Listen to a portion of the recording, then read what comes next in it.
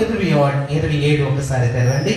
మత్తయి సువార్త 26:27 ఒకసారి తెరవండి. దేవుని సన్నిధిలో నేను ప్రార్థించినప్పుడు దేవుడు ఇచ్చిన వాక్య భాగం ఈ రోజు నేను మధ్యకి తీసుకురావాలనుకుంటున్నాను. ప్రభువా, నేను ఏం చెప్పాలి ప్రభువా, ఆ బిడ్డలకి ఏం చెప్పాలి, ఏ వాక్కు వారి దగ్గరికి తెలియచేయాలి ప్రభువా అన్నప్పుడు పరిశుద్ధాత్మ దేవుడు మరి ఇంపార్టెంట్ విషయాలు నాకు తెలియచేశాడు. ఆ విషయాలు ఈరోజు మీ మధ్యకు నేను తీసుకురావాలనుకుంటున్నాను. మత్తయి సువార్త 26 మనం చదువుకుంటే 26 దాదాపు ఒక 12 విషయాలు ఈరోజు మీ మధ్యకి తీసుకురావాలనుకుంటున్నాను. యేసయ్య కష్టంలో ఉన్నప్పుడు, ఇబ్బందులు ఉన్నప్పుడు, ఆయన సిలువలోకి వెళ్ళినప్పుడు ఆ ప్రయాణము ఈరోజు మీ మధ్యకి తీసుకురావాలనుకుంటున్నాను. ఇది గుడ్ ఫ్రైడే సమయం అయితే కాదు, కానీ అతి త్వరలో క్రిస్మస్ రాబోతుంది, అతి త్వరలో క్రిస్మస్ రాబోతుంది. కానీ మనము ఆ సిలువ అంటే ఏంటో మనం తెలుసుకోవాలి. యేసయ్య ఎందుకు చనిపోయాడు, ఆ యేసయ్య చనిపోయినప్పుడు ఆయన పడిన కష్టాలు కూడా మనం తెలుసుకోవాలి. అది ఒకే గుడ్ ఫ్రైడేకు ఆయన సిలువ కోసం తెలుసుకుంటాం కదా.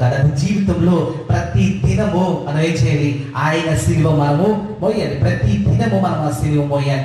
అంటే ఆయన పడిన కష్టాలు ప్రజలు తెలుసుకోవాలి. ఆయన పడిన ఇబ్బందులు, ఆయన సిలువలో ఉన్నప్పుడు ఆయన పడిన ఇబ్బందులు, అండ్ వారితో ఉన్నప్పుడు ఆయన ఏం చేశాడు.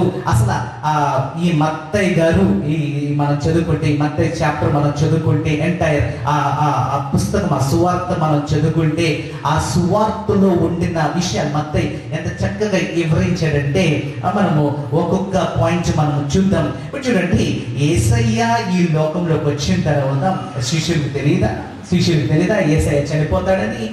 శిష్యులకు తెలియదా యేసయ్య సిలువలోకి అతి త్వరలో వెళ్ళబోతున్నాడని? లేదు, అన్ని క్లారిటీ అక్కడ యేసయ్య వారికి ఇచ్చాడు. ఏదో సడన్ గా అయిపోలేదు, సడన్ గా శిష్యులు షాక్ లోకి వెళ్ళిపోవాలి. కానీ ఇక్కడ మనం చూస్తే నాకేమనిపిస్తుంది అంటే వాళ్ళందరూ షాక్ లోకి వెళ్ళిపోయినట్టు అనిపిస్తుంది. కానీ ఫస్ట్ నుంచి యేసయ్య తెలియజేసింది అంటే, నా రాజ్యము ఇది కాదు, నాది పరలోకం అనేది రాజ్యం ఉంది.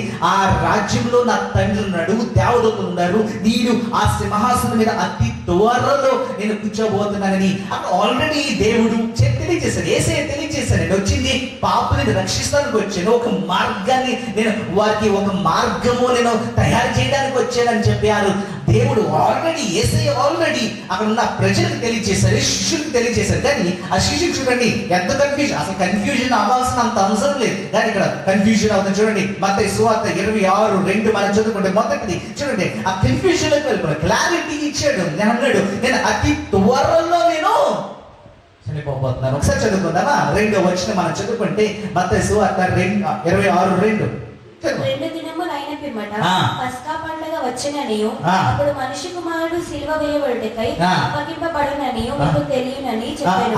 చూడండి, ఆల్రెడీ తెలియజేస్తుంది. పస్కా పండుగ తర్వాత వెంటనే ఆ మనిషి కుమారుడు ఏం చేయబోతున్నారు, సిలువ వేయబోతున్నారు అని ఇక్కడ ఆల్రెడీ అక్కడ ఉన్న శిష్యులకు తెలియజేస్తారు. యేసయ్య మాట్లాడే మాటలకి ఏదో కొత్తగా రాదు, అక్కడ ఆల్రెడీ ఓపెన్ గా ఉంది.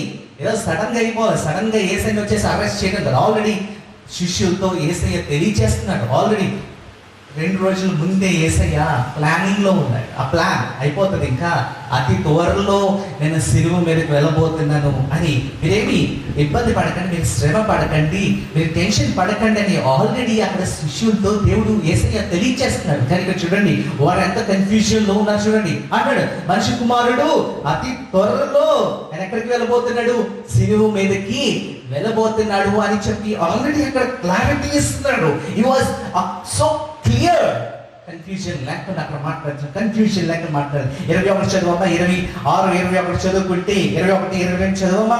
వారు భోజనం చేయుచుండగా ఆయన, మీలో ఒకడు నన్ను అప్పగించినని మీకు నిశ్చయముగా చెప్పుచున్నాను. చూడండి, మీలో ఒకడు అంటే అక్కడ శిష్యుల్లో మధ్యనే 12 మంది శిష్యులు అక్కడ భోజనం చేయడానికి రెడీగా ఉంటే అక్కడ యేసయ్య అంటాడు, మీలో ఒక్కడు. ఆల్రెడీ క్లారిటీ ఇస్తున్నాడు, ఏదో సడన్ గా అయిపోవాలి, క్లారిటీ ఇస్తున్నాడు. మీలో ఒక్కడు నన్ను ఈరోజు ఏం చేయబోతున్నాడు, ప్లాన్ అయిపోతున్నాడు, నన్ను అరెస్ట్ చేయడానికి ప్లాన్ అయిపోతున్నాడు. మీలో ఒకడు రెడీగా ఉన్నాడు.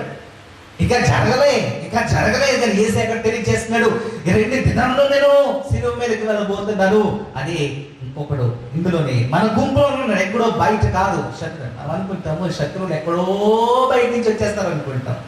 శత్రువులు ఎక్కడో బయట నుంచి రారు. శత్రువులు మన ఇంట్లోనే ఉంటారు. మనమే పోషిస్తాం, వారికి మనమే భోజనం పెడతాం, మనమే వాళ్ళకి అన్నీ ఇస్తాం. అన్నీ ఇచ్చి వారిని మనము పోషిస్తాం. అదే ఒక రోజుని వాడే మనకి ఏం చేస్తాడు, అలా శత్రువు ఎక్కడి నుంచి వస్తాడు, బయట నుంచి శత్రువు రాను చూడు ప్రభు, ఎక్కడి నుంచి రాను, కంచి నుంచి కాపాడే ప్రభు అమ్మ అంటాం. శత్రువు ఇంట్లోనే ఉన్నాడు. కంచి ఎక్కడ వేస్తాడు దేవుడు? నువ్వు పక్కనే పెట్టుకున్నావు, నువ్వు పక్కన పెట్టుకున్నా వాడు పోషిస్తాడు. దేవుడు ఇక్కడ తెలియజేస్తాడు, యేసయ్య తెలియజేస్తాడు. చూడండి, మనలో ఒకడు ఉన్నాడు, మీలో ఒకడు ఉన్నాడు, మన గుంపులోనే ఉన్నాడు. వాడు అతి త్వరలో ఏం చేయబోతున్నాడు, నన్ను అరెస్ట్ చేయలేదు, ప్లాన్ వేస్తున్నాడు అని చెప్పి అక్కడ దేవుడు మాట్లాడుతారు. 22 చూడమ్మా, దీంట్లో కన్ఫ్యూజన్, క్లారిటీ ఇస్తున్నాం. అందుకు వారు బహు దుఃఖపడి ప్రతివాడును ప్రభువా నేనా అని ఆయన అడగగా, ప్రభువానేనా అరే 100 రూపాయలు పోయినరా బాబు అంటే నేనా అంటామా? ఇక్కడ కూడా వీళ్ళంతే నేనా అంటారు, నేనా అంటొచ్చు, నేనా. ఎస్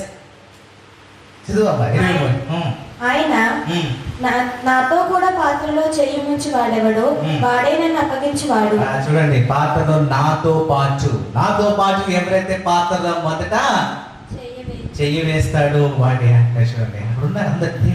యేసయ్య ఎంత క్లారిటీ ఇస్తున్నాడు చూడండి, క్లారిటీతో ఉన్నాడు. ఇప్పుడు ఇక్కడ చూడండి, అక్కడ ఉన్న శిష్యులందరూ కన్ఫ్యూజ్ అయిపోతున్నారు. అంటే ఇక్కడ మనలో ఒకడు ఉన్నాడు అంటే తెలుసు, యేసయ్య తెలుసు ఏం జరగబోతుందో, క్లారిటీతో తెలియజేస్తున్నాడు. అక్కడ ఉన్న ప్రజలకి తెలియజేస్తున్నాడు, అక్కడ ఉన్న శిష్యులకి తెలియజేస్తున్నాడు, ఇదంతా జరగబోతుంది అని అక్కడ యేసయ్యకి తెలియజేస్తాడు. 25 చదువుకుంటే అక్కడ చూడండి, ఆయనను అప్పగించిన యూదా బోధకుడా నేనా అని అడగగా ఆయన నీవన్నట్టే అనేను. నాకు ఒక ఐడియా, నాకు దిమ్మ తిరిగిపోయింది. ఏంటంటే అక్కడే ఉన్నాడు, ఈ 11 మంది శిష్యులు ఏమి చేయలేకపోయాడే, వాడు కట్టేయచ్చు కదా. అరే నువ్వు ఇది చేయబోతున్నావు అని చెప్పేసి వాడిని అక్కడే చంపేయచ్చు కదా, వాడు ఏదో చేసేయచ్చు కదా. పేదలు కత్తట్టుకెళ్ళి ఏం చేశాడు, మల్కస్ చెవు నరికేశాడు. కత్తి పట్టుకెళ్ళి మల్కస్ చెవు నరికేసేవాడు పక్కనే యూదా ఇస్కరియోతు వాళ్ళ మధ్యలో నువ్వు ఒక రూమ్ లో ఉన్నాడు, అక్కడ లేపేయచ్చు కదా. అక్కడ లేపైతే చాప్టర్ క్లోజ్ అయిపోతుంది కదా. ఎందుకు వెళ్ళిపోయాడు? క్లారిటీ ఇస్తాడు, యూదా ఇస్కరియోతు నువ్వే, దేవుడు ఏసే క్లారిటీతో చెప్తాడు అది నువ్వే అన్నప్పుడు ఈ శిష్యులందరూ మీరు పడిపోవచ్చు కదా, లేదా ఏదైనా రూమ్ లో పెట్టి బంధించేయచ్చు కదా. ఆ టైం గడిచేదాకా ఏసేవాలంటే 2 రోజులు సిలువలో నేను వెళ్ళబోతున్నాను అన్నప్పుడు 2 రోజుల దాకా మూసేయచ్చు కదా. క్లారిటీ ఉంది. అక్కడ ఉన్నాడు, అక్కడ యూదా చేస్తున్నాడు. కానీ ఈ 11 మంది శిష్యులు ఏమీ చేయలేదు. ఎంత క్లారిటీ ఉంది చూడండి, ఎంత క్లారిటీ. యేసయ్య ఎంత క్లారిటీ ఇస్తున్నారు, అంత పిక్చరైజేషన్ ఇస్తున్నారు. కానీ అక్కడ ఉన్న 11 మంది శిష్యులు మాత్రము ఏమీ చేయలేకపోయారు. 4 ప్రధాన యాజకులు యేసును మాయోపాయము చేత పట్టుకొని చంపవలెనని ఒక ఆలోచన చేసిరి. అయితే ప్రజలలో అల్లరి కలుగుతున్నట్టు మాయోపాయం చేత అది ఏదో చూడండి, యేసయ్యని పట్టుకుంటాం అంత ఈజీ కాదు. అందరూ వచ్చినంట ఒక సర్కిల్ చేశారంట, యేసయ్య దగ్గర ఒక సర్కిల్ చేశారంట.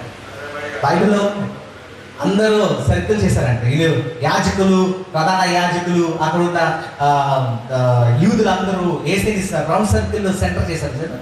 సినిమాలో కనబడుతూ ఉంటారు, హీరో నుంచి ఉంటే సెంటర్ పాయింట్ చేసి అందరు తిరుగుతారు, గుండాలు అందరు తిరుగుతూ ఉంటారు. వాడు తాపుతాను కానీ ఏమవుతుంది, అక్కడ సుమ్ములు ఎగిరిపోతాయి, ఇక్కడ వీలు పడిపోతారు. ఎవడు గుట్టాడు కూడా తెలియదు కానీ సుమ్ములు మాత్రం ఎగిరిపోతాయి అక్కడ. అది చూసి మనం చాలా సంతోషం. ఇక్కడ చూడండి, ఇక్కడ అంట రౌండ్ సర్కిల్ చేశారంట, యేసయ్యని రౌండ్ సర్కిల్ చేశారు. యేసయ్య అక్కడ అలా నిలబడి ఉన్నాడంట. వీళ్ళందరూ కింద బొంగుని రాళ్ళు తీయని యేసయ్యమైపోయాడు. అన్ని చేసే వెళ్ళిపోయాడు, ఏమి చేయలేకపోయాడు. రాళ్ళు చేతులు కానీ యేసయ్య మీద వెళ్ళిపోయాడు. ఆ శక్తి సరిపోలేదండి. వాళ్ళు ఏసై మీద రాలేస్తానికి వాళ్ళ శక్తి సరిపోలేదండి. చూడండి, వాళ్ళు ఎంతో మాయ చేస్తానికి ట్రై చేశారు. అన్ని ట్రై చేశారు. ఆయన మందిరంలో ఉన్నారు, వారితోనే ఉన్నాడు. 3.5 years వాడుతున్నది. ఎంత కోపం రప్పించాడంటే ఏసయ్య వారిని. వాళ్ళు మాట్లాడదంటే ఏసై ఇచ్చి జవాబుకి వారికి ఇంత కసి వచ్చిందంటే ఏసైని చంపేయాలి, ఎలాగైనా ఏసైని చంపేయాలని అంత కసి పెట్టుకున్నారు. కానీ ఏమీ చేయలేకపోయారు. 3.5 years ఏమీ చేయలేకపోయారు. రాళ్ళు తీస్తే రాళ్ళు వేస్తాను కూడా శక్తి సరిపోలేదు. అక్కడ వ్యభిచారం అంటే వ్యభిచారం మీద కూడా రాళ్ళు వేస్తాను సరిపోయి. ఆయన ఒక మాట చాలు, ఒక మాటతో ఏమీ చేయలేకపోయారు. ప్రేమ కూడా అంటే మేము ఏమీ చేయలేము. చేయాలంటే ఏదో ఒక మాయ చేయాలి, ఏదో ఒక మాయ చేసి ఆయన చంపేయాలనేది వాళ్ళు ప్లాన్ వేసుకున్నారు. ఇదంతా ప్లాన్. చూడండి, ఇదంతా తెలియజేస్తున్నాడు. చూడండి, అక్కడ ఉన్నాయి ఈ శిష్యులు తెలియజేస్తాడు అంటే ఓపెన్ చేస్తున్నాడు. Transparent, transparent. అంత ట్రాన్స్పరెంట్ గా ఉన్నా కానీ అక్కడ శిష్యులు ఏమీ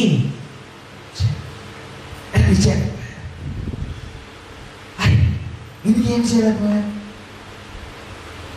రెండోది మనం చదువుకుంటే చూడండి, ఏసై అన్నాడు అక్కడ శిష్యులతో అన్నాడు, అరే వెళ్ళండి, ఆ ఊరు సేవ ఒక ఇల్లు ఉంటుంది, అక్కడ పెద్ద హాల్ ఉంటుంది. ఆ హాల్ ఆ యజమాని దగ్గరికి వెళ్ళాడు, ఆయన మనకి ఇచ్చేస్తాడు. ఎంత ఈజీగా చెప్పేసి చూడండి ఏసై. అప్పుడు కూడా మీరు తెలివితేటలు రాదు. చూడండి, ఒకసారి చదువుదాం. 26:18. అందుకు ఆయన, మీరు పట్టణమందున్న ఫలాన్ని మనిషిని యొద్దకు వెళ్ళి, నా కాలము సమీపమై ఉన్నది, నా శిష్యులతో కూడా నీ ఇంట పస్కాను ఆచరించేదనని బోధకుడు చెప్పుచున్నాడని అతనితో చెప్పుడా నేను. యేసు తమకు ఆజ్ఞాపించిన ప్రకారము శిష్యులు చేసి పస్కాను సిద్ధపరిచారు. చూడండి, ఏసై ఏదో ఒక రూమ్ లో ఉండేవాడు కాదండి. ఆయనకి అసలు ఆ గృహమే లేదు.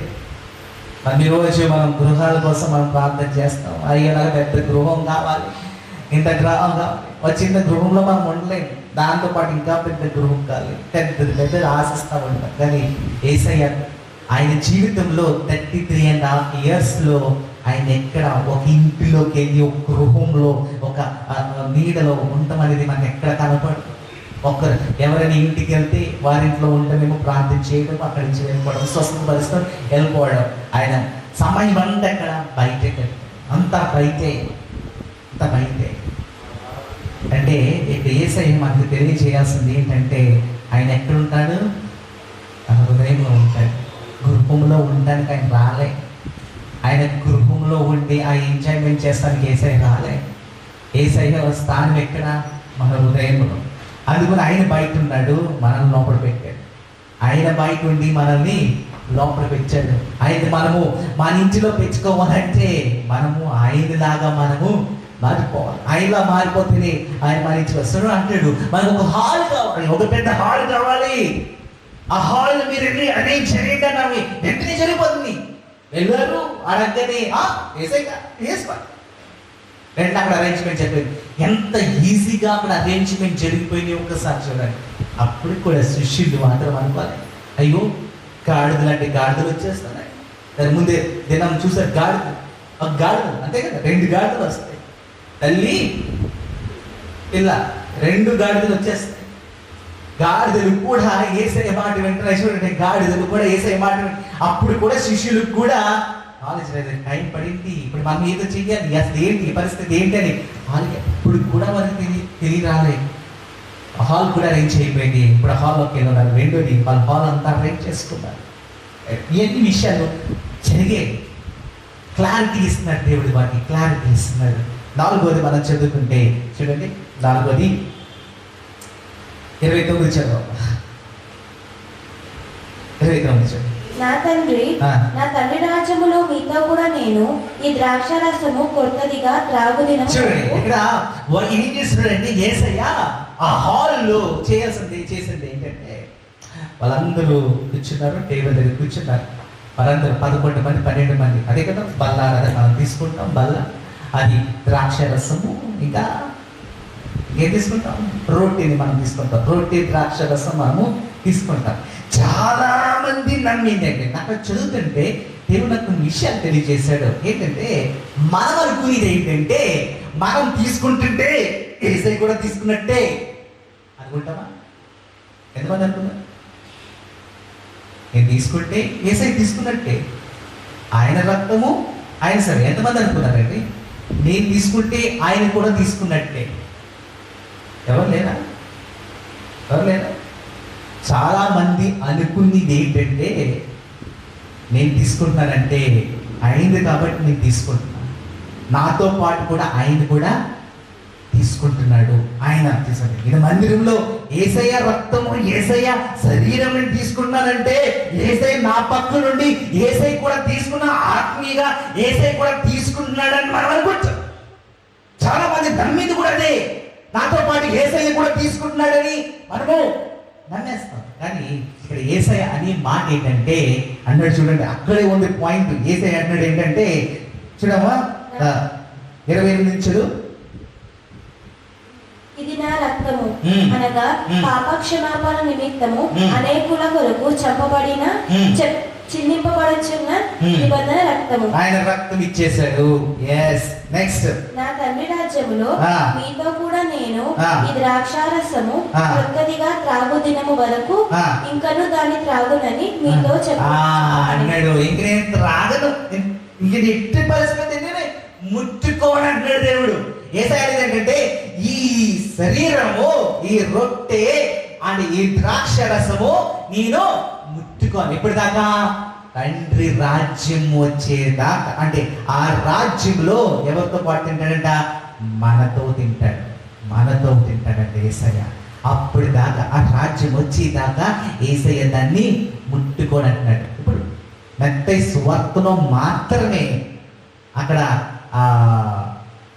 మీరు తీసుకోండి అని ఉంది, కానీ అక్కడ జ్ఞాపకంగా తీసుకోండి, రిమెంబరెన్స్ గా మీరు తీసుకోండి, ఆ రిమెంబరెన్స్ తోటి మీరు ముందుకెళ్ళని అక్కడ రాయబడింది. ఎంత లూకాసు వార్త వారు ఏమన్నారంటే ఆయన రిమెంబరెన్స్ లో ఆయన మీరు గుర్తు తెచ్చుకోండి, మీరు తినండి అని అక్కడ రాయబడింది. కానీ మత్తయి సువార్తలో మాత్రము అది రాయబడలేదు. కానీ ఇక్కడ మత్తయి గారు ఏం తెలియచేస్తున్నారంటే, అంటే యేసయ్య మనతో తిన్నడు. మీరు అనుకుంటున్నారు యేసయ్య మనతో ఆ రొట్టెని తినడు, యేసయ్య మనతో ఆ ద్రాక్ష ఆ రసం ఆ రక్తము ఆయన తాగరు మనతో. ఇప్పుడు తగ్గది ఎప్పుడైతే మనం పరలోక రాజ్యం చేరుకుంటామో అక్కడ మనతో ఆయన తింటాడు, ఆయన మనతో. అప్పుడు దాకా ఆయన దాన్ని ముట్టుకోవడని మనకు తెలియజేస్తున్నాడు. అంటే ఆ కమ్యూనియన్ లో ఆయన ఉండడు. ఇది it's your personal with Jesus Christ. అంటే యేసయ్య ఆల్రెడీ మన కోసం తినేస్తాడు, ఆల్రెడీ మన కోసం తెలియజేశాడు. మనము ఆయన చేసినట్టు మనము చెయ్యాలి. ఆయన చెయ్యాలి. ఆయన శరీరము, ఆయన రక్తం మనతో ఆయన దాంట్లో ఉండడు. This is with you and with Jesus. అంటే ఆయన మాత్రం అక్కడికి రాడు అన్నాడు. నేను దాంట్లో ఉండను అని యేసయ్య మనకి క్లారిటీ ఇస్తున్నాడు. ఆయన తిరిగి ఎప్పుడు వస్తాడు? పరలోక రాజ్యంలో ఉన్నప్పుడే ఆయన మనతో తింటాడు, ఆయన మనతో బైబిల్ మనకు తెలియజేస్తుంది. అయితేది దేవుడు మనకి ఏం తెలియజేస్తున్నాడంటే, ఇక చూడండి, పేతురు అంటున్నాడు 3 సార్లు యేసయ్య అంటాడు. చూడండి 3 మార్లు అది మాట్లాడినప్పుడు 26:34 మనం చదువుకుంటే 26 నేను అనుకున్నా ఇప్పుడు తాకని అనుకుంది ఏంటంటే, రెక్కల కింద నేను వస్తాను ప్రభువా అనింది ఎవరు? పేతురే అని అంటాం, పేతురే అంటాం. అవునా? ఎవరికి గుర్తొచ్చిన పేతురు అన్నాడు. అరే పేతురు అన్నాడు కదా, ఎక్కడికి వెళ్తే నేను వస్తానయ్యా, నేను విడిచిపెట్టను అంటే వెంటనే వాళ్ళ ఫోకస్ అంతా పేతురు మీదకి వెళ్ళిపోతుంది. పేతురు అక్కడ అనేది పేతురు ఒక్కడే కాదు. బాగా చదువుకుందామా? 30 పేతురు ఆయనను చూచి, నేను నీతో కూడా చావవలసి వచ్చినను నేను ఎరుగనని చెప్పను. నేను అదే ప్రకారం శిష్యులందరూ అనేది శిష్యులందరూ అన్నారు. పేతురు ఒక్కడే కాదు, మన ఫోకస్ అంతా పేతురు మీదకి వెళ్ళిపోతుంది. కానీ అక్కడ 11 మంది శిష్యులు అన్నారని, నీతో పాటు నేను చచ్చేలా వేసిపోతాడు కానీ మిమ్మల్ని మాత్రము అందరూ శిష్యులందరూ 11 మంది ఇచ్చిన స్టేట్మెంట్ అది. కానీ దేవుని ఎవరిని ఫోకస్ చేశాడు? ఇంత పెద్ద సంఘం ఉంది, ఈ సంఘంలో ఫోకస్ చేసేది ఒక్కరిని ఫోకస్ చేస్తాడు యేసయ్య. అందరూ వచ్చేమో, అందులో ఒక్కరు మీరాము వచ్చాడు, ఆ ఒక్కరిలో మీరాము వచ్చాడు. ఇక్కడ పేతుని ఫోకస్ చేసి పేతుడు అంటాడు, నువ్వు 3 మార్లు అబద్ధం ఆడతావు. ఇక్కడ పేతురే అబద్ధం ఆడేశాడు అనుకుంటాం. పేతురే 3 సార్లు అబద్ధం ఆడేశాడు, 3 సార్లు అబద్ధం ఆడేసి ఏదో చేసేసాడని మనం అనుకుంటాం. మిగతా 10 మంది ఏం చేశారు? వాళ్ళు పారిపోయారు, వాళ్ళు ఫోకస్ అవ్వాలి, వాళ్ళు అబద్ధం ఆడారేమో, వాళ్ళు తప్పించుకున్నారేమో, వాళ్ళు చేయాల్సిందని చేశారేమో. కానీ ఇక్కడ పేతుని దేవుడు సెలెక్ట్ చేసుకున్నాడు. ఏం సెలెక్ట్ చేసుకున్నాడు? పేతురు కోసం చదివితే, యేసయ్యకి పేతురుకు ఉన్న రిలేషన్ చదివితే దానికోసం మెసేజ్ రాశారు. వారి మధ్యనున్న రిలేషన్ ఎంత చక్కగా ఉండదు తెలుసు. పేతురుని పేరు పేతురు అని పెట్టాడంటే దేవుడు పేతురు అని పిలవలేదంట, సిమోను అని పిలిచాడు యేసయ్య. అదంతా అంటే అది చూడగానే నేను షాక్ అయ్యాను. ఏం ప్రభువా, నువ్వు పేరు మార్చేసిన తర్వాత కూడా నువ్వు సిమోను అంటున్నావు ఏంటి ప్రభువా అని అన్నాడు. దేవుడు చాలా విషయాలు నాకు తెలియజేశాడు ఆ పేతురు కోసం. కానీ ఈరోజు నేను మాట్లాడేది ఏంటంటే, చూడండి, ఒక్కసారి సెలెక్టెడ్ పర్సన్ పేతుని సెలెక్ట్ చేసుకున్నాడు యేసయ్య. అందుకనే పేతుతో అన్నాడు, నువ్వు 3 అందరూ అనే మాటే, అందరూ అన్నారు. ఒకసారి అందరితో అనలే, అండ్రూ నువ్వు చేయబోతున్నావు, నోనో పేతురు నువ్వు 3 మార్లు అబద్ధము ఆడబోతున్నావు. 6వ చూడండి, 6 యేసయ్యకి ఎంత బాధ అనిపించిందా? యేసయ్య అక్కడ దుఃఖంలో ఉన్నాడు కదా, ఇంకా జరగబోతుంది, అంత క్లారిటీ ఇచ్చేస్తాడు. నువ్వు అన్నాడు నేనా ప్రభు అంటే యేసయ్య మనసులో ఏమనుకుంటాడు? ఆల్రెడీ యేసయ్యకి అంతా కనపడుతుంది. వీళ్ళు పారిపోతారు, 3 మార్లు అబద్ధం ఆడతారు, ఎన్ని చేస్తారు. నేనా ప్రభు అంటే ఇప్పుడు పరిస్థితి ఏంటంటే, యేసయ్య మనసులో నవ్వుకున్నాడా లేకపోతే దుఃఖించాడా ఏంటా? గోడ మీద 6 చదువుతాం.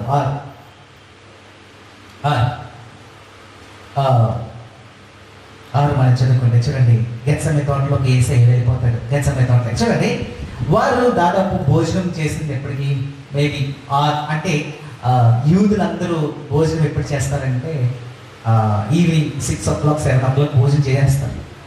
6, 7 భోజనం చేసేస్తారు. ఇప్పుడు మా ఊరికి వెళ్ళారు అనుకో, ఆడెన్నింటి భోజనం చేస్తారు కదా, 7కి భోజనం, లైక్ 7కి కంప్లీట్, 9 o'clockకి మొత్తం క్లోజ్, అన్ని లైట్స్ ఆఫ్, స్ట్రీట్ లైట్ తప్ప ఇంకే లైట్ కనపడదు.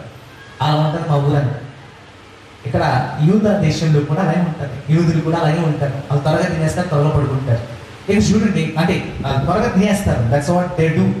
ఇక్కడ చూడండి, 3 times 3 సార్లు యేసయ్య ఎదురు కూర్చి అంటాడు, 3 మార్లు మాట్లాడతారు, ఎందుకు నిద్రపోతున్నారు మీరు. చూడండి, వాళ్ళు దాదాపు భోజనం 6 నుంచి 8 దాకా చేసి ఉంటారు, మేబీ 6 నుంచి 8 ఆ సమయంలో వారు భోజనం చేశారు.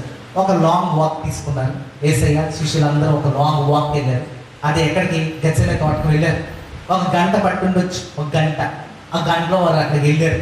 ఆ గంటకి వెళ్ళిన తర్వాత అక్కడ యేసయ్య 9 అవ్వచ్చు, 9 అయ్యవచ్చు టైం. ఆ 9 గంటలకి మీరు లోపలికి వెళ్ళగానే యేసయ్య ఏం చేశాడు? ప్రార్థన చేస్తాం మొదలు పెట్టాడు. 9 గంటలకి వీళ్ళు ఏం చేస్తున్నారు? నిద్రపోతున్నారు. మంచి గురిలోకి వెళ్ళిపోయాడు. 9 గంటలకి మంచి నిద్రలోకి వెళ్ళిపోయారు, మొత్తులోకి వెళ్ళిపోయారు. యేసయ్య వచ్చి అన్నాడు, మీరు ఎందుకు నిద్రపోతున్నారు?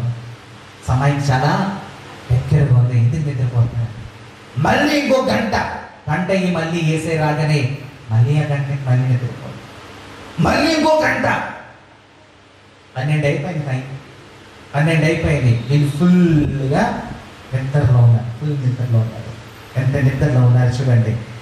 ఎంతలో గెత్సెమనే తోటలో యేసయ్య ప్రార్థిస్తున్నాడు. ఎంతలా ప్రార్థిస్తున్నాడంటే, ఇంకా చూడండి, ఆ కప్పు కోసం ప్రార్థన చేస్తున్నారు. ఉంటే ఈ గిన్నెని తప్పించండి తండ్రి అని ప్రార్థించినప్పుడు ఆయనకున్న ఆ స్వెటర్ కన్నీరు ఏమైపోయింది? రక్తంగా మారిపోయింది. అంతలా ఆయన ప్రార్థించాడు. He was praying. చూడండి, ఆ అదే సమయంలో అందరు నిద్రపోతున్నారు. అదే సమయంలో చూడండి, అంత బాధతో ఉన్నాడు యేసయ్య, అంత బాధతో ఉన్నాడు, అంత బాధతో ఉన్నాడు, అంత దుఃఖంతో ఉన్నాడు. యేసయ్య శిష్యులు ఏమైపోతారా, ఈ శిష్యులు ఏం చేయగలరా, నేను చనిపోయిన తర్వాత శిష్యులు నిలబడలేరేమో, వారిని మళ్ళీ తిరిగి తీసుకురావాలి, ఒక పునాది వేయాలి వారి కోసం అని చెప్పి యేసయ్య ఎంతో అక్కడ కష్టపడకంటే అదే సమయంలో యూదా ఇస్కరియోతు వచ్చాడు. అదే సమయంలో యూదా ఇస్కరియోతు రోమన్స్ని వాళ్ళందరినీ సైనికులందరినీ తీసుకుని వస్తున్నప్పుడు యేసయ్య అనే మాట ఏంటో తెలుసా, యేసయ్య అనే మాట ఏంటో తెలుసా, 26:50 చదువుకుంటే ఆయన చూడండి, యూదా ఇస్కరియోతుకి ఒక టైటిల్ ఇస్తున్నాడు. చూడండి, ఒక టైటిల్ ఇచ్చాడు. ఆ టైటిల్ ఏంటి చదువుదామా?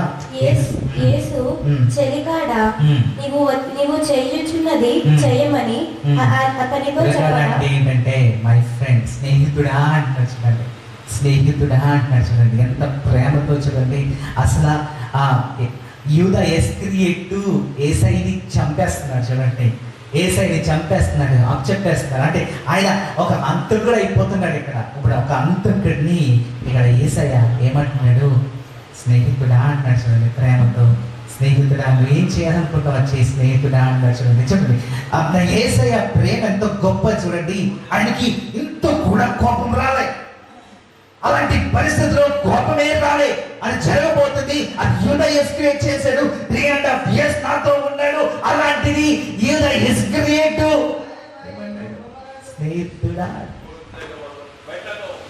యేసయ్య ప్రేమ అక్కడ కనపడుతుంది. చూడండి, అంటే మనల్ని ఎవరిని ఏం చేశాడు, నువ్వు చేసావురా వదిలిపెట్టు, వాడి మీద చేయి చూపిస్తాం, మనము వేలు చూపిస్తాము, మన ఆ కోపం మనము వారిని చూపిస్తాం. చూడండి అలాంటి పరిస్థితులు కూడా, అలాంటి పరిస్థితులు ఆయన కన్నీరు రక్తమైపోయింది, అది కన్నీరు రక్తమైపోయింది, అతి ద్వారంలో అది జరగబోతుంది. అలాంటి పరిస్థితిలో కూడా ఆయన చూడండి స్నేహితుడా అన్నాడు. చూడండి, అలాంటి మనసు కలిగి ఉండాలని కోరుకున్నాడు ఈరోజు. అలాంటి పరిస్థితి వచ్చినా మనల్ని మోసం చేసిన వాళ్ళు కూడా ఫ్రెండ్, ఆ స్నేహితుడు అన్నాడు. అలాంటి హృదయం కలిగి ఎప్పుడైతే ఉంటావో అప్పుడే నువ్వు చేయించుతావు. యూదా ఇస్కరియోతుని యేసయ్య అనేది ఏంటంటే స్నేహితుడా. ఆ పొజిషన్ అతనికి ఇచ్చేసాడు, ఆ పొజిషన్ ఇచ్చాడు. ఆ పొజిషన్ తో ఆ యేసయ్య కోపమే, అసలు ఆ కోపమే రాలే, అసలు కోపం రాలే. ఆ కోపము యేసయ్యని కొట్టచ్చు. చాలా కోపం చాలా కంట్రోల్ చేసుకోవాలి. చిన్న దానికి మనం పెద్ద చేసుకుంటాం, చిన్న దాంట్లో మన మీద అయిపోతూ ఉంటాం. మన కోపం మన అది మనం ఎప్పుడు ఆ ఫ్రెండ్షిప్తో ఉండాలి. మనం అలాంటి ఆ హృదయం కలిగి ఉండాలని ఇక్కడ దేవుడు తెలియజేస్తున్నాడు. 7 మనం చూస్తే, 7 మనం చూడండి పేతురు అంట ఏం చేశాడంటే కత్తి తీసుకెళ్ళి ఏం చేశాడు, మల్కస్ చెవుని నరికేశాడు. మల్కస్ చెవుని నరికేశాడు. యేసుని తీసుకెళ్ళలేదు అని అడ్డుగా నిలబడి ఏం చేశాడు, ఆయన దగ్గర ఉన్న కత్తిని తీసి ఏం చేశాడు, చెవులు నరికేశాడు. అంటే అతని దగ్గర ఏముంది, కత్తి ఉంది. ఆ కత్తి ఎప్పటి నుంచి ఉంది, ఎప్పటి నుంచో ఉంది. అంటే ఎప్పటి నుంచో ఉంది, ఆ యేసు బ్రదర్ హాల్లో ఉన్నప్పుడు కూడా కత్తి పక్కన పెట్టి కూర్చున్నాడు. కత్తి పక్కన పెట్టుకుని కూర్చున్నాడు. పేతురు దగ్గర కత్తి ఉంది, అదే ఆల్రెడీ రెడీగా ఉన్నాడు. ఎవరైనా అటాక్ చేస్తే ఈ కత్తితో మనం అటాక్ చేసి కత్తి పక్కన పెట్టుకున్నాడు. అంటే యేసయ్య అక్కడ ప్రభు బలం ఇచ్చినప్పుడు, ఆయన రొట్టె ఇచ్చినప్పుడు, ఆయన ద్రాక్ష రసం ఇచ్చినప్పుడు ఈ దగ్గర ఏముంది, కత్తి. కత్తి పక్కన ఉంది. కత్తి పక్కన పెట్టుకుని ఏం తీసుకున్నాడు, రొట్టెని తీసుకున్నాడు, ద్రాక్ష రసం తీసుకున్నాడు. మర్చిపోకండి, ఆ కత్తి ఆయన దగ్గరే ఉంది. కత్తి ఎక్కడో బయట లేదు, ఎక్కడో వెళ్ళి కత్తి తెచ్చుకోవాలి. ఆయన దగ్గరే కత్తిని పట్టుకుని అంటున్నాడు, యేసయ్యని ఏ విధంగా మనం రక్షించాలి అని చెప్పేసి ఆయన కత్తి పట్టుకుని తిరుగుతున్నాడు. చూడండి, పేతురు కత్తి పట్టుకుని తిరిగితే అక్కడ యేసయ్య అనే మాట ఏంటంటే, నేను కోరుకుంటే ఎంతమంది వస్తారంటే అక్కడ చూడండి, ఎంత బాగా చదువుకుంటే ఎంతమంది దేవదూతలు వస్తాయంటారు యేసయ్య. ఎంత చదువు, 26. ఈ సమయమున నేను నా తండ్రిని వేడుకొనలేననియు వేడుకొనని ఎడల ఆయన 12 12 సేనలు 12 సేన దేవదూతలు అంట పంపిస్తాడంట. అంటే అక్కడ నిలబడి యేసయ్య కోరుకుంటే 12 సేనలు దేవదూతలు పంపిస్తాడంట. 12 సేనలు దేవదూతలు అంటే అర్థం ఏంటి? ఒక్క సేన అంటే ఎంత? 6,000. అలాంటిది 12 ఇంటూ 6 ఎంత? 72,000 దేవదూతలు వస్తాయంట. 72,000 దేవదూతలు వచ్చి నిలబడతాయంటున్నాడు దేవుడు. యేసయ్య అన్ని మాటది, నేను కోరుకుంటే చాలు. ఇక్కడ ఎంతమంది వస్తే 72,000 దేవదూతలు వచ్చి నా దగ్గర నిలబడతాయి అన్నాడు.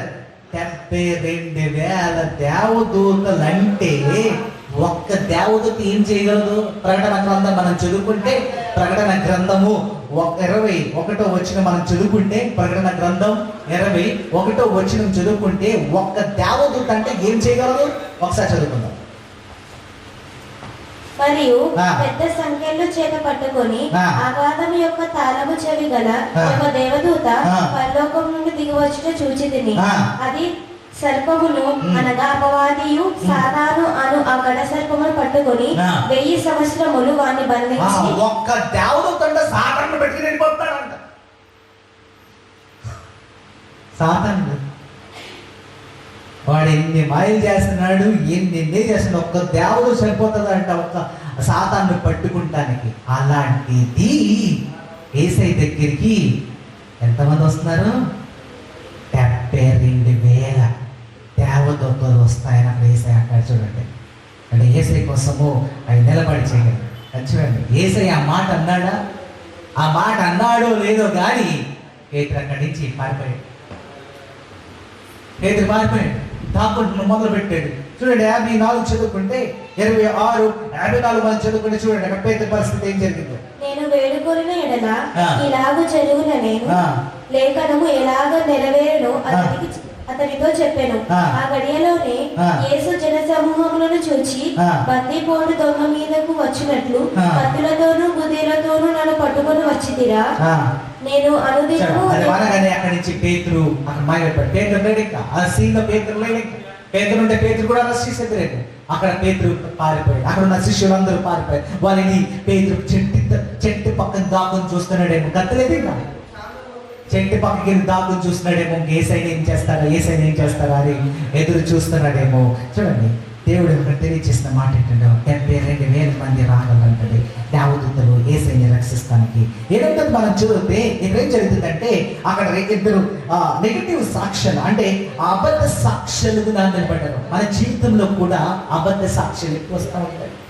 మన మీద పలుకుతూ ఉంటారు, అబద్ధ సాక్ష్యాలు పలుకుతూ ఉంటారు.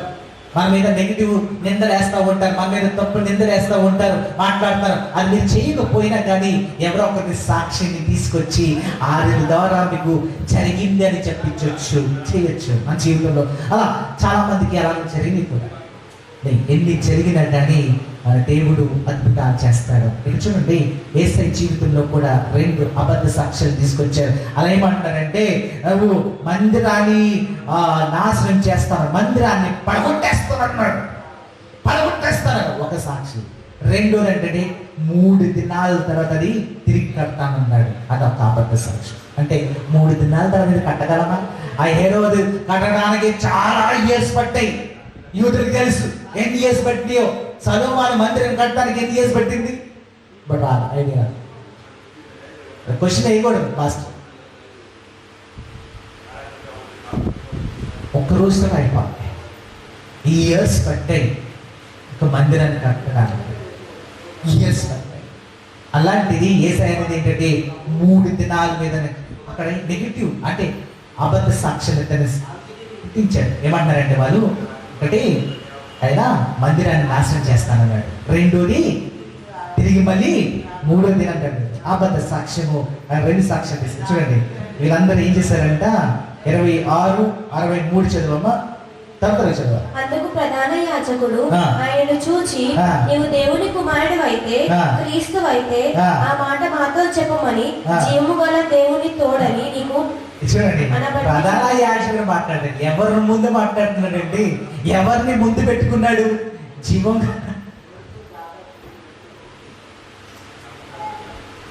ఎవరిని పెట్టుకున్నాడు ముందు? జీవం గల దేవుణ్ణి ముందు పెట్టుకుని ఇప్పుడు ఏమన్నాడు? జీవం గల దేవుడి కోసం మాట్లాడుతున్నాడు. దేవుడినే ముందు పెట్టుకుని మాట్లాడుతాడు చూడు. నువ్వు దేవుడి కుమారుడువా? అంత పనిగా అనిపిస్తుంది. దేవుడే అంటున్నాడు, నేనేరా బాబు అంటాడు యేసయ్య అక్కడ. ఆయన కానీ జీవం గల దేవుడు.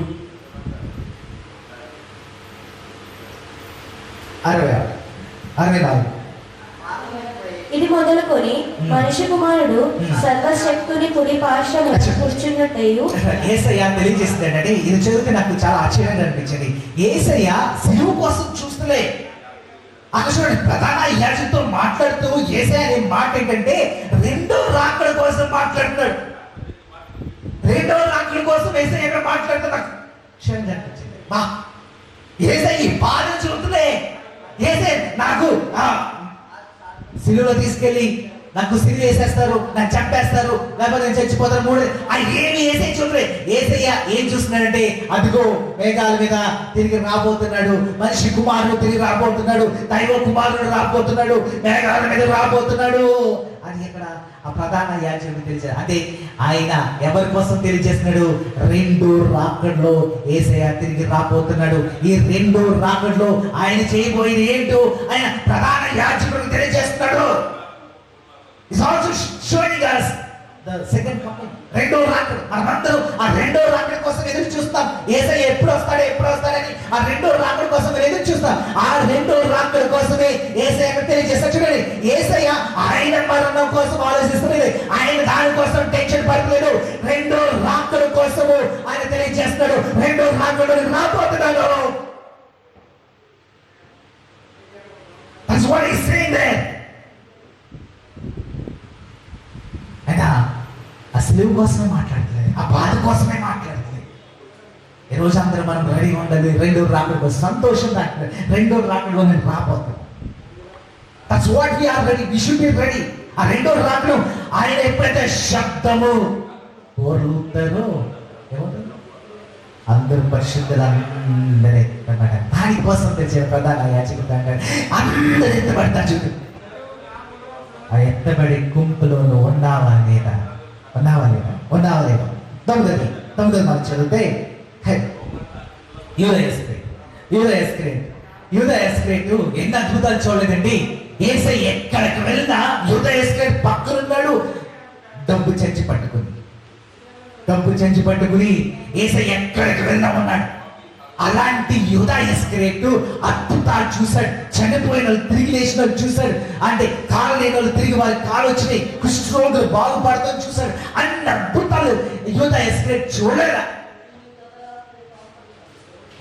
అన్ని అద్భుతాలు చూసినా కానీ అనుకున్నాడు యూదా ఇస్కరియోతు అనుకున్నాడు, ఒకేలా నేను యేసయ్య నాకు చెప్పేస్తే యేసయ్య తిరిగి మనం చేస్తాడు,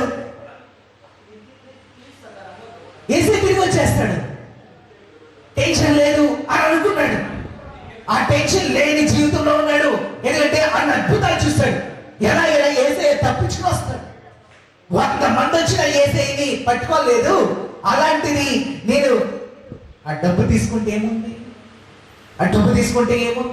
ఎన్ని కాయిన్స్ తీసుకున్నాడు? 30 వెండి నాణాలు తీసుకున్నాడు.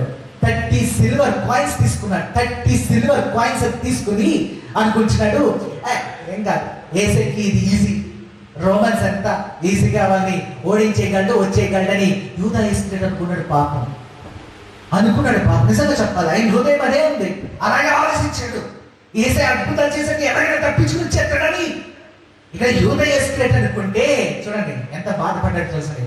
కానీ ఏమీ జరగట్లే. యేసయ్యని తీసుకెళ్తున్నారు, కొరడ దెబ్బలతో కొడుతున్నారు, ఇబ్బంది పెడుతున్నారు.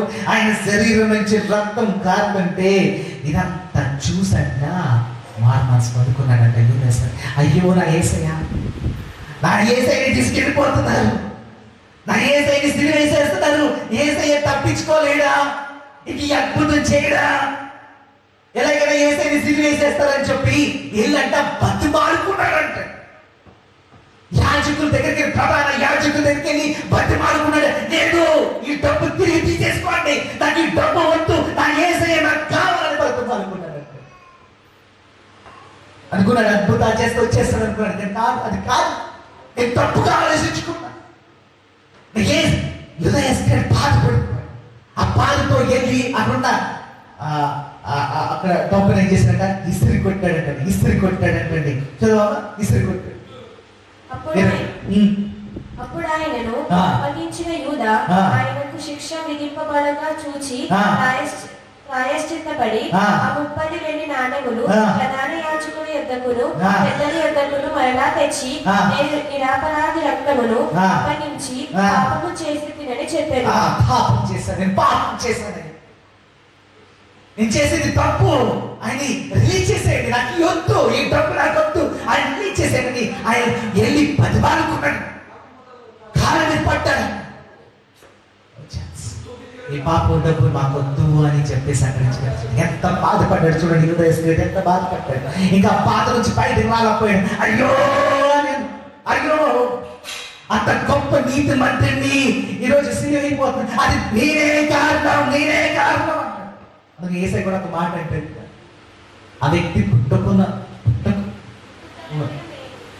మేలంటే కదా. ఇక్కడ ఒక మాట అంటే, పుట్టుకున్నామంటే అది మేలంటే, పుట్టినందుకు ఎందుకు ఎవరిని చేసిన పాపం. ఆయన నరకంలో ఉన్నాడు కదా. యూదా ఇస్కరియోతు ఎక్కడ ఉన్నాడు? నరకంలో ఉన్నాడు. యేసయ్య శిష్యుడు ఒక యేసయ్యతో ఉండాలి, అలాంటిది ఇప్పుడు నరకంలోకి యేసయ్య ఎంత బాధపడి ఉంటాడు ఒకసారి అర్థం చేసి. అందుకుంటున్నాడు, పుట్టి ఏం చేశాడు? పాపంలోకి. యేసయ్య ఇక్కడ బాధపడుతున్నాడు. ఇప్పుడు ఎంత చేసినా కానీ ఆయనకి ఏం చూడండి, వీళ్ళందరూ ఏం చేస్తారు చూడండి. యూదుల కోసం ఆలోచిస్తే వారు ఎంత దిగజారిపోయారంటే, యూదులు అంటే అక్కడ యూదా ఇస్కరియోతు పడేసిన డబ్బుని వాళ్ళు ఏం చేశారంటే తిరిగి తీసుకున్నారంట. యూదా ఇస్కరియోతు పడేసిన డబ్బు, కింద పడిపోయిన డబ్బుని 30 జ్ఞానాలు ఏం చేశారు? వారు అవన్నీ తీసుకుని ఏం చేశారు చదవమ్మా. ప్రధాన యాజకులు ఆ వెండి నాణెములు తీసుకొని, ఇది రక్తద్రానము ధనము కనుక వీటిని కానుక పెట్టెలో వేయదగినది చెప్పుకొని, కాబట్టి వారు ఆలోచన చేసి వాటినిచ్చి పరదేశులను పాతిపెట్టుటకు కుమ్మరి వారి పొలము కొనిరి. అసలు ఎందుకు 30 వెండి నాణ్యాలు ఎందుకు? నేను ప్రార్థన చేసినప్పుడు దేవుడు తెలిసాడు, ఈ 30 నాణ్యాలు ఎందుకు? దీనికి ఒక స్టోరీ ఉంది. ఈ 30 సిల్వర్ కాయిన్స్ అనేది ఒక స్టోరీ ఉంది. ఆ స్టోరీ మనం ఫస్ట్ చదువుకోవాలి. జకర్యా గ్రంథానికి మనం వెళ్తే, జకర్యా గ్రంథంలో 11 నుంచి 13 దాకా మనం చదువుకుంటే ఈ 30 సిల్వర్ కాయిన్స్ కోసం అక్కడ స్టోరీ రాయబడి ఉంది. ఇక్కడ ఏం జరుగుతుందంటే, యూదులు ఏమనుకున్నారంటే, యూదులు ఏమనుకున్నారంటే, జకర్యా ప్రవక్తని తీసుకొద్దాం, ఆయన కాపరిగా తీసుకొద్దాం, ఇక్కడ ఒక మంద ఉంది, ఈ మందకి ఇక్కడ జకర్యాని తీసుకొద్దామని వాళ్ళు ఏం చేశారు? జకర్యా ప్రవక్తని తీసుకొచ్చారు. జకర్యా ప్రవక్త అక్కడ రాగానే అదంతా అబ్జర్వ్ చేసి, ఆయన దగ్గర 2 కర్రలు ఉన్నాయి. ఆయన దగ్గర 2 కర్రలు ఉన్నాయి. ఆ 2 కర్రలు ఏంటంటే, ఒకటి కృపా కర్ర, ఇంకోటి ఏంటంటే యూనిటీ సమాధానం కర్ర. ఒకటి కృప, ఇంకోటి సమాధానం కర్ర. ఇదంతా చూసి అక్కడున్న ఆ జనమును చూసి, ఆ మందను చూసి, ఇక్కడ జకర్యా ఏం చేస్తున్నాడంటే, అక్కడున్న కృప గల కర్రని ఎర్రగొట్టేశాడు. అది తీసుకొని ఎర్రగొట్టేశాడు. అప్పుడు అంటున్నాడు, మీలో కృప వెళ్ళిపోయింది అంటున్నాడు జకర్యా. మీలో కృప వెళ్ళిపోయింది, ఇక మీ మధ్యన కృప లేదు అని చెప్పి అక్కడున్న 3 కాపరులు ఏం చేశాడు? పంపించేశాడు. ఈ 3 కాపరులు మంచోడు కాదని చెప్పేసి ఏం చేశాడు? పంపించేశాడు. జకర్యా పంపించేసిన తర్వాత అక్కడ మంద దగ్గరికి వీళ్ళందరూ వచ్చారు. ఎవరు? యూదులందరూ వచ్చారు. యూదులందరూ కోపంతో వచ్చారు. ఏంటి నువ్వు ఆ కృపకర్ని ఎరగొట్టేశావు అని అడగా, ఇక్కడ 3 కాపర్లు నువ్వు పంపించేశావు ఏంటి అని అడగనే ఇంకా జకర్యాకి కోపం వచ్చింది. జకర్యాకి కోపం వచ్చి జకర్యా అన్నాడు, సరే నేను వెళ్ళిపోతాను అన్నాడు. నాకు జీతం ఇవ్వండి అంటాడు. జీతం ఇవ్వమన్నప్పుడు వారిచ్చింది ఏంటో తెలుసా? 30 వెండి నాణ్యాలు ఇచ్చారంటండి. 30 వెండి నాణాలు అక్కడ ఇచ్చినట్టు గ్రంథం మనకు తెలియజేస్తుంది. యేసయ్య దేవుడు అంటాడు, కింద భాగంలో అంటాడు, నాకు ఇచ్చింది ఎంత? 30 వెండి నాణాలు ఇచ్చారు కదా, ఇది తీసుకువెళ్ళి ఏం చేయమంటున్నాడు? ఒక పొలం కొనమంటాడు. ఇది పనికిరాడు, ఆ పొలం కొను. ఎందుకు పనికిరాడు? ఏదో ఒక సమాధి దొడ్డు కొన్నావు అన్నాడు. ఎందుకు పనికిరాడు? నాకు వాల్యూ కట్టింది జస్ట్ 30 సిల్వర్ కాయిన్స్ మాత్రమే అని అక్కడ దేవుడు బాధపడతాడు. జకరియా ప్రవక్త ద్వారా తెలియజేస్తున్నాడు, నా బిడ్డలు నన్ను వాల్యూ కట్టింది ఎంత? 30 సిల్వర్ కాయిన్స్ అంటున్నాడు. 30 సిల్వర్ కాయిన్స్ అంటాడు. చూడండి, దేవుడు బాధపడతాడు. యాక్చువల్గా ఇక్కడ జరిగింది ఏంటంటే, ఇప్పుడు మనము నిర్గమకాండం 31:22 చూస్తే 21:32 ఒకసారి చదువు. తొందరగా చదువు. 32లో దేవుడు ఏం తెలియజేస్తున్నాడు చూడండి. 21:32. ఆ ఎద్దు దాసినైనను ఏమన్నాడు? ఇక ఏమన్నాడంటే, ఇప్పుడు సపోజ్ యజమానుడు ఒక ఎద్దుని కొనుక్కున్నాడు అనుకో. సపోజ్ ఒక ఎద్దుని కొనుక్కున్నాడు అనుకో. ఆ ఎద్దు వెళ్ళి ఇంకొక యజమాని బానిసలు ఉంటారు, మన బానిసలు ఉంటారు. మేబీ ఆడ బానిస అవ్వచ్చు, లేకపోతే మగ బానిస అవ్వచ్చు, ఎవరైనా అవ్వచ్చు. ఎవరినైనా ఈ ఎద్దు వెళ్ళి గుద్దిందంటే, పొడిసిందంటే, ఆ పొడిసిన తర్వాత చనిపోతే ఆ దాసులు ఎవరొకరు చనిపోయినా ఈ యజమానుడు ఏం చేయాలంటే ఆ యజమానికి ఎంత ఇవ్వాలి? 30 వెండి నాణ్యాలు ఇవ్వాలి. 30 వెండి నాణ్యాలు ఇవ్వాలని చెప్పేసి అక్కడ దేవుడు ఒక కమెంట్ పెట్టాడనమాట. ఎవరికి ఇవ్వాలని? ఒకవేళ దాసికి చనిపోతే, నష్టం గిని జరిగితే వారికి 30 వెండి నాణాలు ఇవ్వాలని. ఎవరికి ఇవ్వమన్నాడు? అది ఎవరికి ఇవ్వమన్నాడు? ఒక దాసికి. అంటే ఒక దాసికి కట్టిన వాల్యూ అది. ఒక దాసికి కట్టిన వాల్యూ ఏంటి? 30 వెండి నాణాలు ఒక దాసికి. అలాంటి దాసికి కట్టిన వాల్యూతో యూదా ఇస్కరియోతు యేసయ్యని అమ్మేశాడు.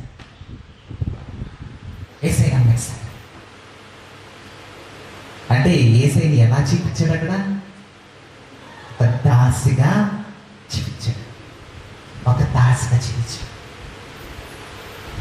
మన కోసం ఆయన ఏమైపోయాడు?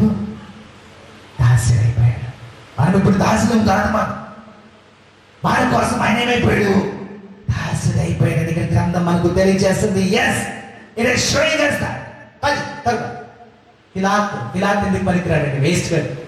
వాడు ఎంత వేస్ట్ గాడు అంటే, గవర్నమెంట్ అంతా ఆడి చేతిలో ఉంది. గవర్నమెంట్ ఆడి చేతిలో ఉండగా కూడా వాడు ఏం చేస్తున్నాడు?